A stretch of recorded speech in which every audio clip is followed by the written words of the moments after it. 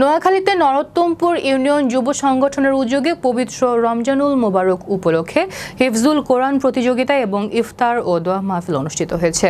শুক্রবার বিকেলে বেগমগঞ্জ উপজেলার পণ্ডিত বাজারের মরিয়ম রশিদ উচ্চ বিদ্যালয়ের হল রুমে নরোত্তমপুর ইমাম কমিটির সভাপতি মাওলানা শহীদুল ইসলামের সভাপতিত্বে ও যুব সংগঠনের সভাপতি মাহমুদুল হাসান সোহাগের পরিচালনায় প্রধান অতিথি হিসেবে উপস্থিত ছিলেন চৌমুহনী পৌরসভার সাবেক কাউন্সিলর আবুল কালাম আজাদ। বিশেষ অতিথি হিসেবে উপস্থিত ছিলেন ঢাকার বিশিষ্ট ব্যবসায়ী পারভেজ, বিশিষ্ট সমাজসেবক ও রাজনৈতিক ব্যক্তিত্ব সাইফুল ইসলাম, জুয়েল মেম্বার, বিশিষ্ট সমাজসেবক ডাক্তার মহসিন মানিক, বিশিষ্ট ব্যবসায়ী ও সমাজসেবক মামুনুর রশিদ মামুন, মোহাম্মদ পারুল হোসেন, যুব সংগঠনের সাধারণ সম্পাদক ইকবাল হোসেন, সহযুগ্ম সাধারণ সম্পাদক আরিফ হাসান অন্তু, শিক্ষা ও মানব সম্পদ সম্পাদক আরিফুল ইসলাম আজাদ, সহস্বাস্থ্য বিষয়ক সম্পাদক আবদুল্লাহ আল রাব্বি, ছাত্র কল্যাণ সম্পাদক শফিকুল ইসলাম শান্ত, সহ ছাত্র কল্যাণ সম্পাদক আল আমিন সহ অনেকে উপস্থিত ছিলেন।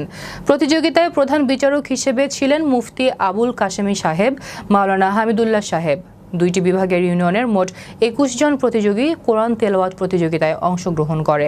এতে অংশগ্রহণকারী প্রতিযোগিতার দুইটি বিভাগের প্রথম, দ্বিতীয়, তৃতীয় স্থান অর্জনকারীদের মধ্যে পুরস্কার বিতরণ করা হয়। এছাড়াও সান্ত্বনা পুরস্কার হিসেবে সবাইকে সম্মানিত করা হয়।